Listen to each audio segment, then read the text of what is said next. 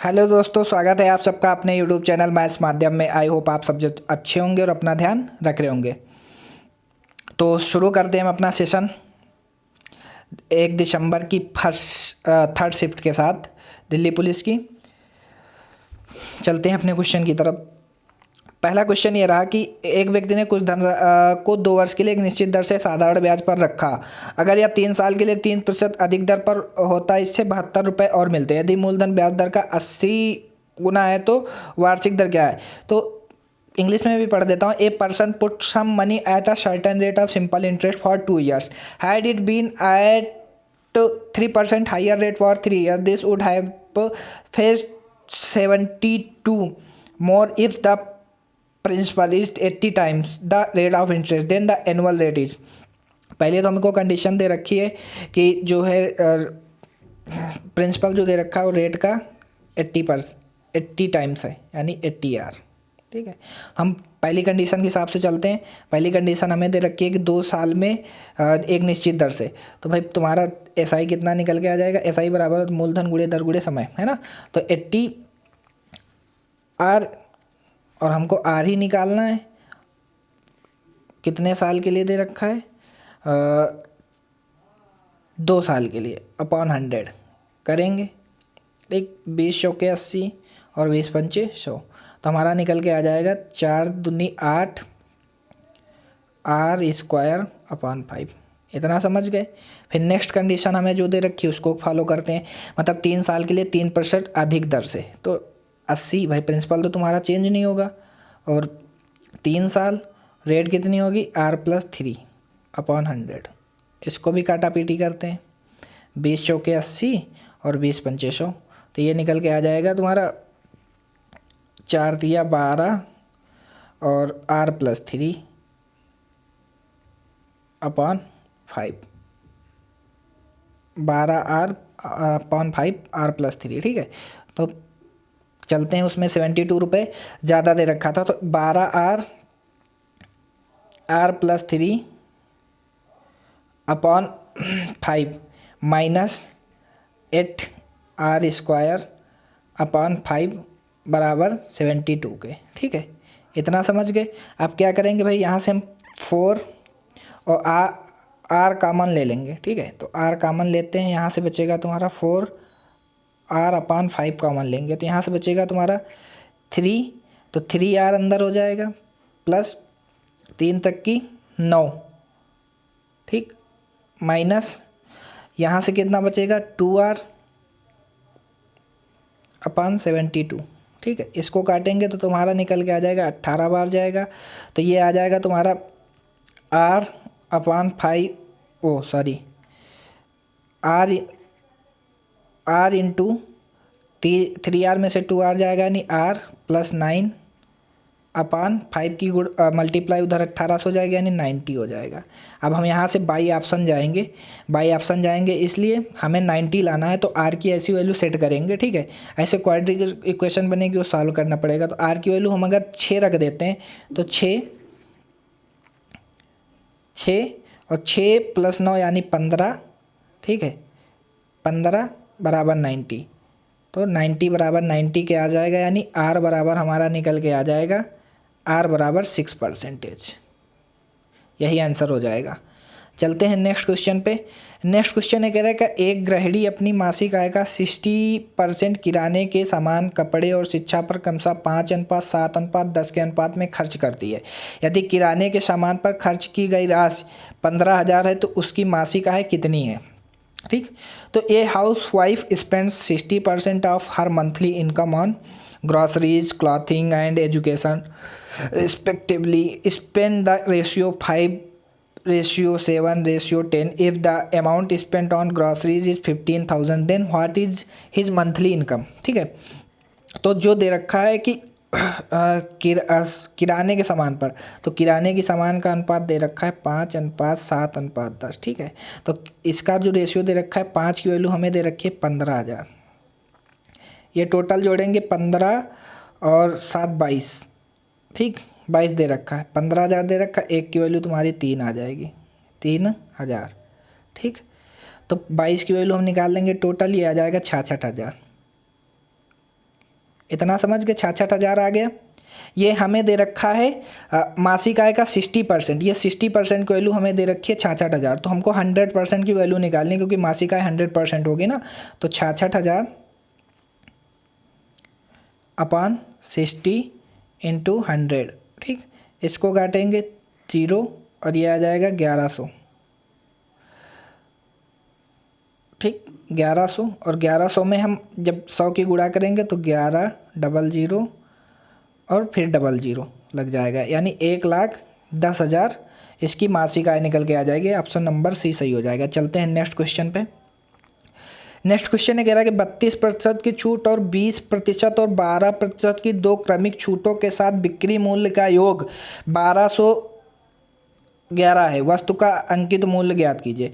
अगर ये 32% एक पे छूट दी जा रही, ठीक है, 32% छूट और 20% और 12% की क्रमिक छूट का जो बनेगा ये आ जाएगा तुम्हारा 20 प्लस 12 प्लस 20 गुणे 12, सॉरी माइनस होगा यहाँ पे, ठीक है, माइनस 20 गुणे 12 अपॉन 100। तो ये सॉल्व करेंगे 240 आ जाएगा, 240 में 100 से भाग करेंगे 2.4 आ जाएगा, यानी निकल के आ जाएगा तुम्हारा। जब घटाएंगे तो ये तुम्हारा निकल के आ जाएगा 29.6, ठीक है। इन दोनों का योग हमको दे रखा है 1211, तो इन दोनों को जोड़ते हैं 32, इसको जोड़ेंगे तो हमारा 61.6 आ जाएगा। इसकी वैल्यू हमको दे रखी है 1211, ठीक है। ओ सॉरी, हमको जो दे रखा है ना, इन दोनों के बिक्री मूल्य का योग दे रखा है। यहाँ से बिक्री मूल्य कितना भाई, 32 की छूट दी जाती है तो कितने पे बेचा जा रहा है, 68 पे, और 29.6 की छूट दी जाएगी तो कितने पे बेचा जाएगा, 70.4, ठीक है, क्योंकि अंकित मूल्य 100 है, ठीक है। तो इन दोनों को जब जोड़ेंगे हमारा कितना आ जाएगा, 170 6 38 130 यानी 138.4 की वैल्यू हमको दे रखी है 1211, ठीक। एक की वैल्यू हमारी निकल के आ जाएगी 8.75। हमारा अंकित मूल्य कितना है, 100% है, तो 100% की वैल्यू ही बतानी है हमको। तो 100% की वैल्यू निकल के आ जाएगी, 100% बराबर आ जाएगा तुम्हारा 875 रुपये। यही आंसर हो जाएगा। चलते हैं, एक बार मैं फिर से समझा देता हूँ इसको। बोला गया था कि a discount of 32% and 2 of 20% and 12% sum of selling price with successive discount, तो 1211 rupees is what is the mark price in RS of the article, ठीक है। तो बोला कि 32% की छूट और 20% और 12% की दो क्रमिक छूटों के साथ बिक्री मूल्य का योग 1211 है, तो वस्तु का अंकित मूल्य क्या होगा। तो भाई 100 पर 32% की छूट दे देंगे, फिर उसके बाद 20 और 12 की क्रमिक छूट देंगे तो 29.6 आ जाएगी। तो बोला गया था कि इनका बिक्री मूल्य का योग, तो 100 पर 32% की छूट देंगे तो 68 आ जाएगा, और 100 पर 29.6 की छूट देंगे 70.4। इन दोनों का SP का योग यानी 68 और 70.4 का योग 138.4 आ गया, 1211 के बराबर रखा। तो एक की वैल्यू 8.75 आ जाएगी। 100% वैल्यू हमको बतानी थी यानी अंकित मूल्य की, तो ये 875 रुपये आ जाएगी। चलते हैं नेक्स्ट क्वेश्चन पे। नेक्स्ट क्वेश्चन ये कह रहा है कि एक प्रेस में 3 प्रकार की प्रिंटिंग मशीनें हैं, ABC होती हैं। मशीन A 8 घंटे में 10,000 पेज प्रिंट कर सकती है, मशीन B उसी काम को 10 घंटे में कर सकती है, और मशीन से उसी काम को 12 घंटे में कर सकते हैं। तीनों मशीनें सुबह 9 बजे काम शुरू करते हैं, मशीनें सुबह 11 बजे ख़राब हो जाती है, मशीन B और C काम करना जारी रखते हैं। दोपहर 12 बजे मशीन B भी ख़राब हो जाती है और शेष कार्य को अकेले मशीन C को पूरा करना होता है। कार्य के पूरा होने का अनुमानित समय क्या है, ठीक। A press consist of 3 types of printing machines A, B and C. Machine A can print 10,000 pages in 8 hours. Machine B can do the same work in 10 hours and machine C can do the same work in 12 hours. All the 3 machines starts work at 9 a.m. Machine A breaks down at 11 a.m. and machine B and C to work at 12 noon. Machine B also breaks down and the remaining work has to be done by machine C alone. What is the estimated time of completion of the work, है ना। तो complete work का time बताना है ना, पूरा कार्य कितने समय पे ख़त्म हो जाएगा। अगर 10,000 पेज मशीन है 8 घंटे में पुकारती, मशीन भी उसी कार्य को 10 घंटे में करती, सी 12 घंटे में, तो 10,000 का कोई रेल नहीं, कॉमन है तो कट जाएगा आपस में।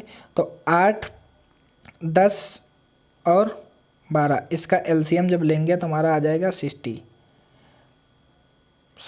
नहीं 120। तो ये आ जाएगा 15 की एफिशिएंसी, ये आ जाएगी 12 और ये आ जाएगी 10। फिर बोला गया था कि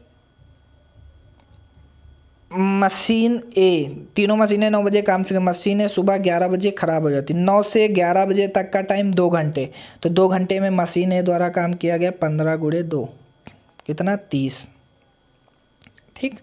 फिर बोला गया कि मशीन बी और सी काम जारी करना रखते हैं, दोपहर 12 बजे मशीन बी भी ख़राब हो जाती है, तो 11 बजे से 12 बजे के बीच में कितना काम हो गया। मशीन बी शुरुआत से काम कर रही 9 से 12 बजे तक, कितना काम करेगी 3 घंटे काम करेगी, 12 × 36। ठीक, दोनों को जोड़ लेंगे कितना वर्क हो गया 66 वर्क। 120 में से हम 66 घटा देंगे, कितना बचेगा शेष 54। ठीक है, 54 काम को करेगा सी 10 की इफिशियंसी से, यानी 10 × 5 = 50, 5 घंटे। ठीक है, और बचा कितना 4/10 को मिनट में चेंज करेंगे अपन 100 × 60 10 × 6 = 60, यानी 24 मिनट, 5 घंटे 24 मिनट में टोटल काम पूरा हुआ 9 बजे के बाद से। तो 9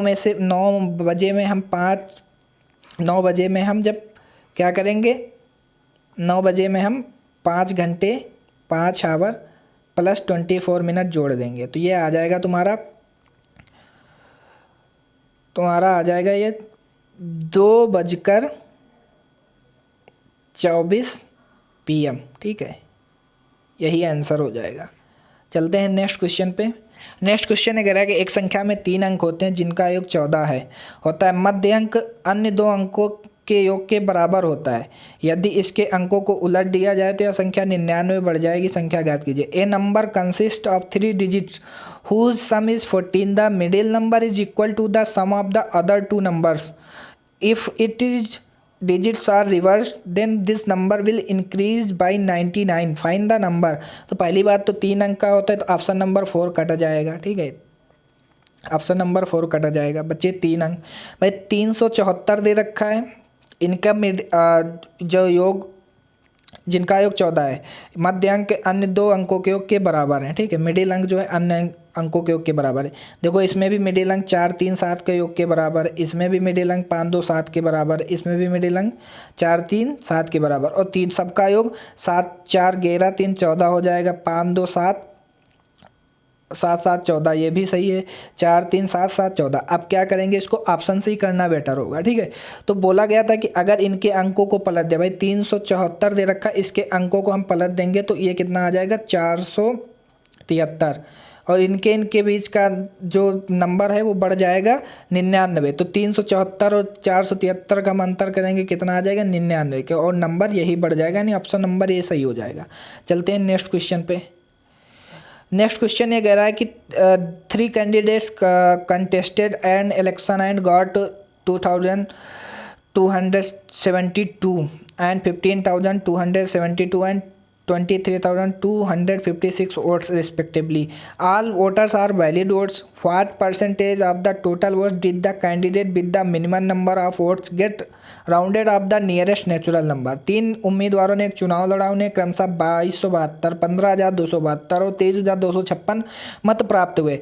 सभी मत वैध वोट हैं। न्यूनतम मतों वाले उम्मीदवारों को कुल मतों का कितना प्रतिशत प्राप्त हुआ? न्यूनतम मत वाला जो है 2272 है। पहले तो हम सबको जोड़ लेते हैं। टोटल मत कितने 2272, 15,272, 23,256। ठीक है, जोड़ते हैं सबको, क्या आएगा, ये आ जाएगा 6, 2, 8, 2, 10, 7, 7, 14, 5, 19, 1, 20 हासिल लगे, 1 फिर 2, 2, 4, 2, 6, 1, 7 और 5, 2, 7, 3, 5, 2, 7, 3, 10, 10 का 0, 2, 1, 3, 1, 4, 40,700। बोला गया कि न्यूनतम मत प्राप्त करने वाला कुल मतों का कितना प्रतिशत है, तो 2272 न्यूनतम मत थे और 40,000 700 अपॉन 100 भाग कर देंगे इसको तो समथिंग कितना जाएगा, अप्रॉक्सीमेट 5.58 के परसेंट इतना जाएगा भाग करने के बाद।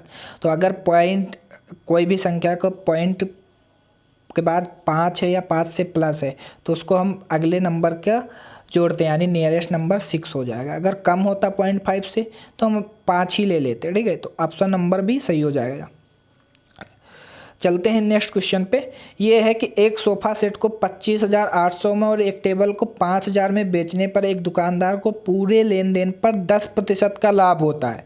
हालांकि यदि वह सोफ़ा सेट को 22,500 में बेचता है और मेज को उसकी मूल कीमत पर बेचता है तो उसे 5% की हानि होती है। टेबल की मूल लागत क्या है?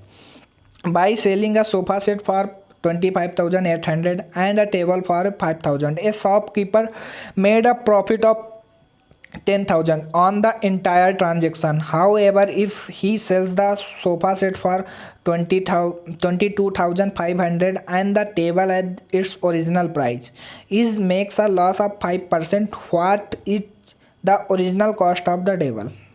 ठीक, हमको ओरिजिनल मूल्य बताना है टेबल का। तो हम जानते हैं 25,800 में बेचा गया और सोफ़ा सेट को और टेबल को 5,000 में बेचा गया। दोनों को जोड़ेंगे कितना आ जाए, 25 5 30,000 यानी 30,800। इस पे बेचे जाने पर 10% की हानि होती है। तो ये हमें दे रखी है 110% की वैल्यू, 90% की वैल्यू, 10% की हानि होती है ना, तो 90% हो जाएगा। हमको CP यहाँ से निकल जाएगा। तो जब हम काटेंगे तो आ जाएगा 0 0, ठीक, कटेगा। 9 से काटेंगे कितना आ जाएगा, 9 त्रिका 27 बच्चे 2, 9 त्रिका 27, सॉरी इसमें जो दे रखा था ना 10% का लाभ दे रखा है, मैं हाँ नहीं समझ रहा था। 110 की वैल्यू दे रखी है, ठीक। 110% की वैल्यू हमें दे रखी थी कितनी, 30,800। इसको काटेंगे 280 बार जाएगा, ठीक है। तो ये आ जाएगा तुम्हारा CP निकल के आ जाएगा 280 और इंटू 100 करेंगे तो 28,000 रुपये CP निकल के आ जाएगा। फिर बोला गया कि हालांकि यदि वह सोफ़ा सेट को 22,500 में बेचता है और मेज को उसकी मूल कीमत पर बेचता है तो उसे 5% की हानि होती है। समझ गए?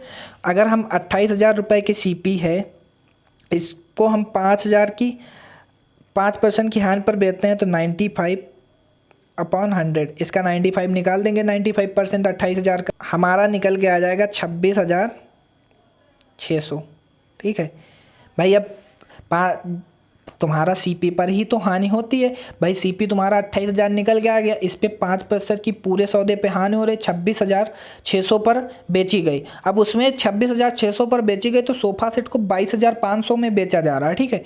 तो सोफ़ा सेट का मूल्य हम घटा देंगे इसमें से 26,600, तो इसमें से कितना सोफ़ा सेट का मूल्य दे रखा है, 22,500, ठीक, 22,500।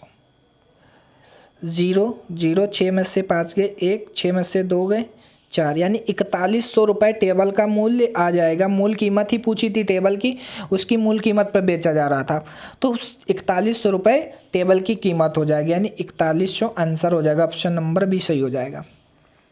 चलते हैं नेक्स्ट क्वेश्चन पे। नेक्स्ट क्वेश्चन ये कह रहा है कि दो संख्याएं 5:8 के अनुपात में है। यदि पहली संख्या में 15 घटाया जाता है, दूसरी संख्या में 18 जोड़ा जाता है तो अनुपात 1:3 हो जाता है। तो दोनों संख्याओं में क्या अंतर है? तो इसमें हम अपना जिगजैग मेथड लगाएंगे, 5:8 और 1:3, ठीक है। पहली संख्या में कितना 15 घटाया जा रहा है और दूसरी संख्या में कितना जोड़ा जा रहा है 18। समझ गए इतना? अब हम करेंगे इसमें अपना क्रॉस मल्टीप्लाई, क्रॉस मेथड। 5 तिया 15 और 3 8 एकम 8, 15 तिया 15 दूना 30, 15 तिया 45, 18 एकम 18, 45 और 18, इन दोनों का अंतर कितना होगा 7, ठीक भाई। 15 और 8 का अंतर कितना होगा 7। 45 और 18 का अंतर कितना होगा 63, ठीक भाई। माइनस का है, इधर भी 18 है तो माइनस माइनस प्लस हो जाएंगे तो 63 का अंतर होगा। तो हमको हो जाएगा एक की वैल्यू आ जाएगी कितनी, 7 की वैल्यू 63 दे रखी है, एक की वैल्यू हमारी आ जाएगी 9। हमसे क्या पूछा गया था कि संख्याओं में अंतर, तो 5 और 3 का अंतर, 5 और 8 का अंतर होगा 3, 3 की वैल्यू ही हमसे पूछी गई है, तो 3 की वैल्यू निकाल देंगे तो आ जाएगी हमारी 27, यही आंसर हो जाएगा। चलते हैं नेक्स्ट क्वेश्चन पे। नेक्स्ट क्वेश्चन ये कह रहा है कि 58 किलोमीटर प्रति घंटा की गति से यात्रा करने वाली एक ट्रेन एक्स विपरीत दिशा में 50 किलोमीटर प्रति घंटा की गति से यात्रा कर रही दूसरी ट्रेन वाई को पूरी तरह से पार करने में 16 सेकंड का समय लेती है। ट्रेन वाई की लंबाई ट्रेन एक्स की लंबाई की दोगुनी है। ट्रेन वाई एक पुल को 54 सेकंड में पार करती है, पुल की लंबाई ज्ञात कीजिए। A train X travelling at a speed of 58 kilometre per hour takes 16 second to completely cross another train Y traveling at a speed of 50 km per hour in the opposite direction. In the length of train Y is twice the length of train X. Train Y crosses a pool in 54 seconds. Find the length in meter of the bridge. Bridge की length बतानी है हमें। अगर विपरीत दिशा में चल रही है तो दोनों अपोजिट डायरेक्शन में चल रहे हैं तो दोनों की चालें जुड़ जाएंगी। 50 और 58 यानी 108 हो जाएगी। इसको हम मीटर पर सेकंड में चेंज कर लेंगे, 5/18। ठीक, और 16 सेकंड में पार भी करती हैं एक दूसरे को, तो यहाँ से हमको दोनों की लेंथ पता चल जाएगी। ठीक है, तो ये आ जाएगा 18 6 108, 6 पंचे 30 और 30 और 16 की गुणा करेंगे 480 मीटर आ जाएगा। अब बोला गया था कि ट्रेन वाई की लंबाई ट्रेन एक्स की लंबाई की दोगुनी है।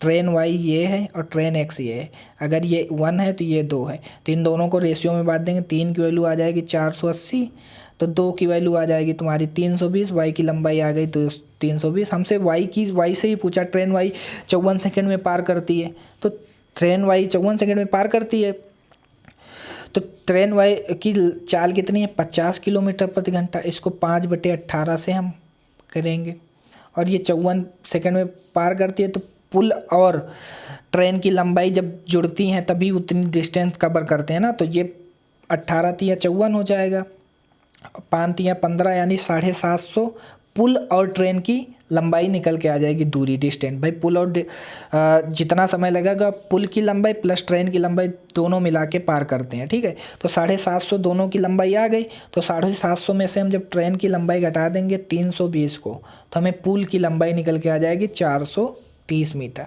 यही आंसर आ जाएगा। चलते हैं नेक्स्ट क्वेश्चन पे। नेक्स्ट क्वेश्चन ये कह रहा है कि एक लंबवृत्तीय क्षेत्रफल का वक्रपृष्ठीय क्षेत्रफल 1144 सेंटीमीटर स्क्वायर और उसकी ऊंचाई 14 सेंटीमीटर है। बेलन का आयतन क्या होगा? The curve surface area of A right circular cylinder is 1144 centimetre square and it's height is 14 centimetre. What will the volume of the cylinder? ठीक, तो हमको पता है सिलेंडर का जो कर्व सरफेस एरिया होता है 2πRH होता है। ये किसके बराबर हो जाएगा? 1144 के। 2 से काटेंगे कितना आ जाएगा? 572। 22/7 त्रिज्या दे नहीं रखी है, ऊंचाई दे रखी है 14 बराबर 512 के। 11 से काटेंगे 2 और 11 572 है। ठीक है, 11 × 5 = 55 और 11 × 5 = 55 बच्चे 2, 11 दूना 22। ठीक, और 7 दूनी 14, ये कट जाएगा और r बराबर निकल के आ जाएगा 2 दूना 4 यानी 13 बार जाएगा। r बराबर हमारी निकल के आ जाएगी 13। ठीक है, इतना समय बेलन का आयतन होता है πr²h। πr²h इसकी वैल्यू बात करनी है, तो πr × h × r कर लेते हैं। ठीक है, हमें पता है πRH बराबर हमारा निकल के आया था 572। 572 गुणे r कर देंगे 13, तो इसकी गुणा करेंगे 13 दूना 26, हासिल लगे 1, 13 × 7 = 91। 13 दूना 26, हासिल लगे 2, 13 × 7 = 91, 2 93, हासिल लगे 9, 13 × 5 = 65, 65 × 9 = 74 यानी 7436 सेंटीमीटर क्यूब आंसर आ जाएगा। चलते हैं नेक्स्ट क्वेश्चन पे। नेक्स्ट क्वेश्चन ये कह रहा है कि 15 संख्याओं का औसत 23.4 है। इन 15 संख्याओं में से प्रारंभिक 9 संख्याओं का औसत 25 और अंतिम 7 संख्याओं का औसत 22.5 है। यदि 9वीं संख्या निकाल दी जाए तो बची हुई संख्याओं का औसत कितना होगा? The average of 15 numbers is 23.4 out of these 15 numbers. The average of the first 9 number is 25 and the average of the last 7 number is 22.5. If the number is dropped, then what will be the average of the remaining numbers? देखो 15 संख्याओं में से 9 संख्याओं का औसत दे रखा है 25, 9 और अंतिम 7 संख्याओं का औसत दे रखा है 7, 9 7 16 होते हैं, लेकिन हमें 15 ही संख्याएँ दे रखी हैं, तो 15 संख्याओं का औसत दे रखा था 23.4, 23.4 और 23.4 9 संख्याओं का औसत 25 दे रखा है, 23.4 25 से कितना कम है 1.6, 23.4 से कितना ज़्यादा है 25, 1.6, ठीक है। तो इसकी गुणा करेंगे हम तो ये आ जाएगा 14.4। फिर बोला गया कि 7 संख्याओं का औसत 22.5 है, ये 23.4 से कितना कम, 0.9 कम है, 7 इंटू 0.9 करेंगे जब ये निकल के आ जाएगा 6.3, ठीक है। इन दोनों का अंतर करेंगे हम, इन दोनों का अंतर करेंगे जब, तो हमारा निकल के आ जाएगा 8.1। अगर हमको निकालना होता 9वीं संख्या निकालनी होती तो 23.4 में हम 8.1 को जोड़ देते, बट हमको निकालना क्या है, हमको निकालना है कि बची हुई संख्या को, उस 9वीं संख्या को निकाल के बची हुई संख्या का औसत, तो 8.1 को हम 15 से भाग कर देंगे, बस जितना आएगा उसको 23.4 से हम बढ़ा देंगे, वही आंसर हो जाएगा। इसको जब हम सॉल्व करेंगे तो हमारा निकल के आ जाएगा 22.8 समथिंग, ठीक है, यही आंसर हो जाएगा। तो गाइस सेशन कैसा लगा कमेंट करके ज़रूर बताइएगा और क्लास को शेयर करिएगा और लाइक करिएगा, ठीक है। तो मिलते हैं कल इसी टाइम पे।